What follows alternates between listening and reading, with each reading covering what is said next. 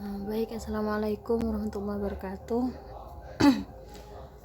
Saya di sini Nuriatul Mughfirah Ilyas, mahasiswa Uniba Madura, Fakultas Sains dan Teknologi, Prodi Sistem Informasi, ingin menjelaskan tentang kepemimpinan dan kepercayaan dalam materi Management and Organization,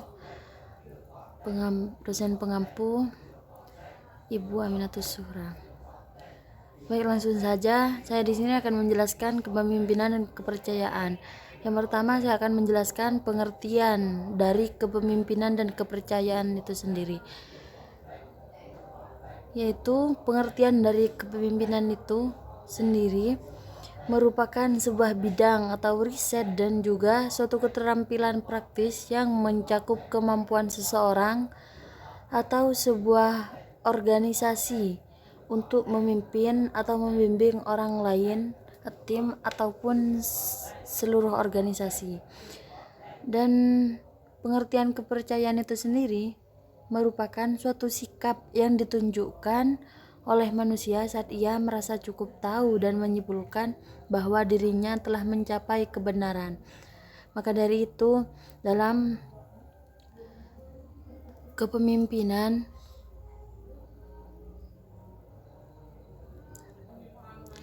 dalam sebuah organisasi atau kepengurusan, maka di situ harus ada kepemimpinan, karena seorang pemimpin memang dibutuhkan dalam suatu organisasi, karena pemimpin tersebut yang akan memimpin bagaimana jalannya organisasi tersebut atau perusahaan ke belakangnya atau ke depan. Dan untuk kepercayaan itu pasti ada dalam diri seorang pemimpin, karena tidak mungkin seseorang tersebut diberikan jabatan atau sebuah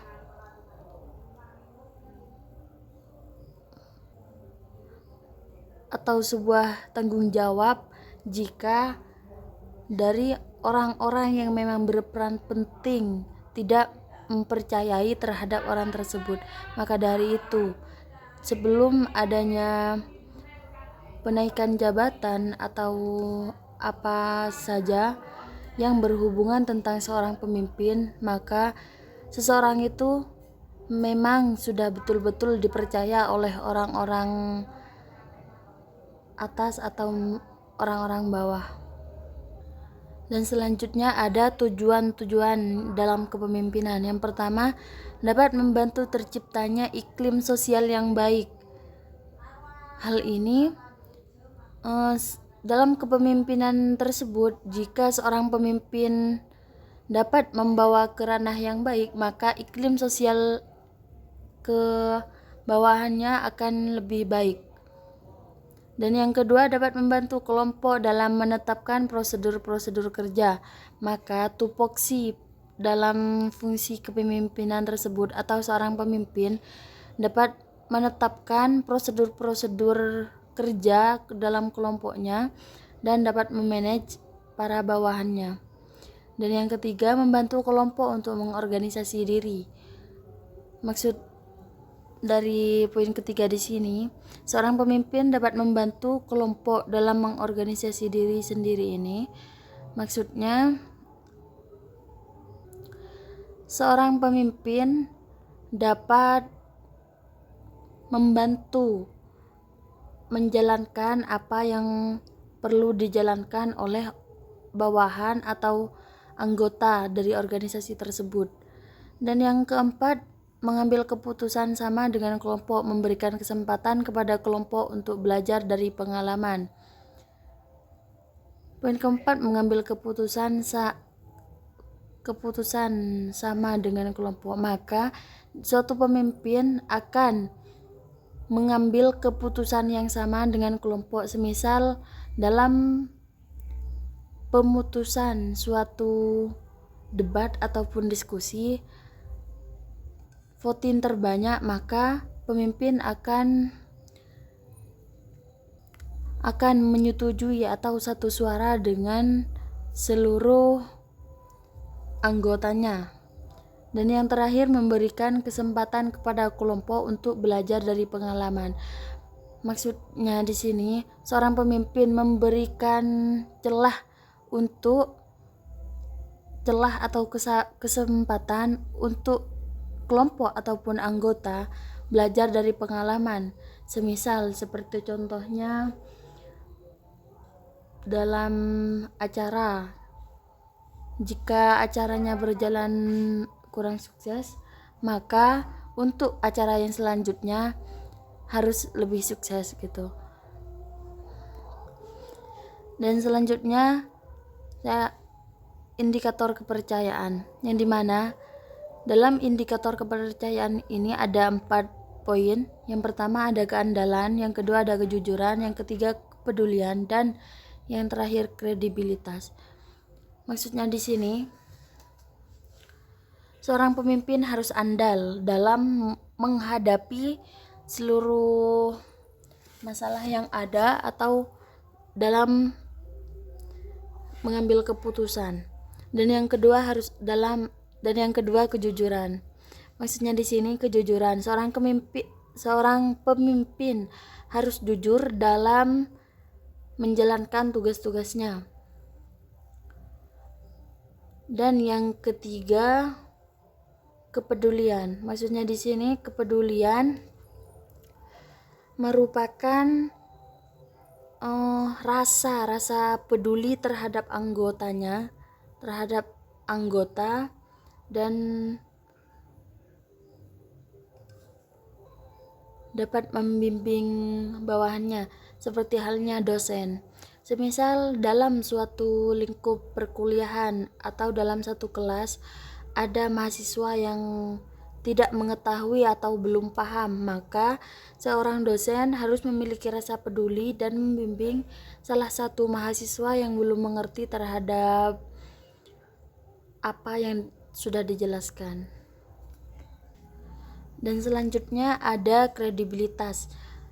Maksudnya seorang pemimpin harus memiliki kualitas, kapabilitas atau kekuatan untuk menimbulkan kepercayaan yang biasanya digunakan dengan kesaksian seseorang. Jadi, apabila orang yang sudah dianggap benar terhadap suatu hal yang diperdebatkan dan itu merupakan orang yang memiliki kredibilitas, maka seseorang itu pantas untuk dijadikan pemimpin. Selanjutnya adalah manfaat dari kepemimpinan. Yang pertama, mampu membuatmu lebih berprinsip.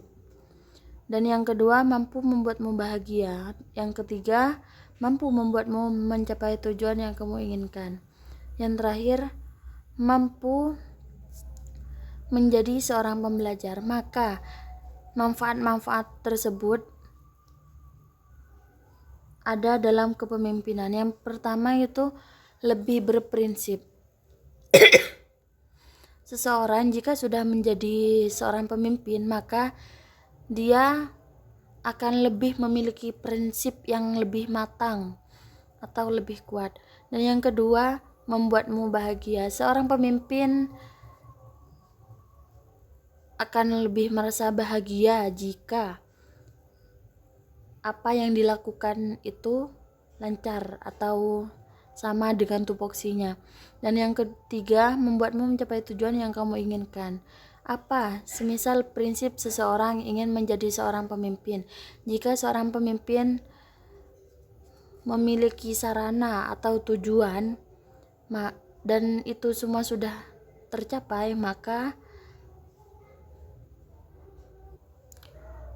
seorang pemimpin sudah sukses atau sudah mengetahui apa manfaat dari kepemimpinan ini. Dan yang terakhir, mampu menjadi seorang pembelajar. Seorang pemimpin tidak selalu menjadi orang yang belajar, melainkan menjadi pembelajar. Selanjutnya, manfaat dari kepercayaan. Yang pertama, cooperation, yang kedua, komitmen, dan yang ketiga, relationship duration, yang terakhir, kualitas. Manfaat dari kepercayaan sendiri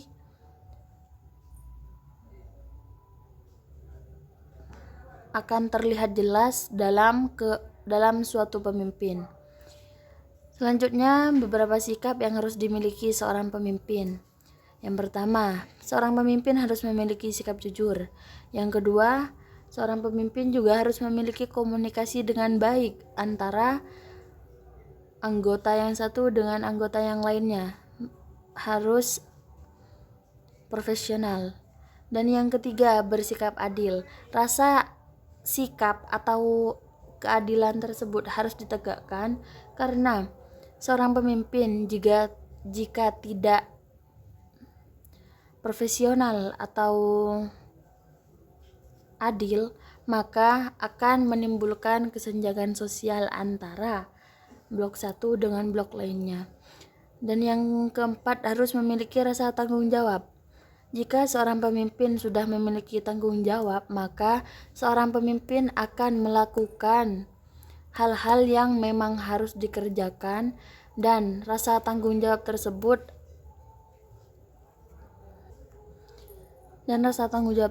akan dilihat oleh orang-orang lain. Yang kelima, membangun tim dengan baik. Jika seorang pemimpin harus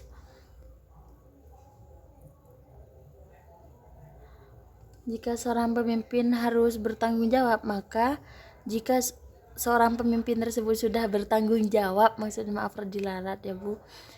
jika seorang pemimpin sudah bertanggung jawab, maka seorang pemimpin tersebut mampu membangun timnya dengan baik, dengan sangat baik.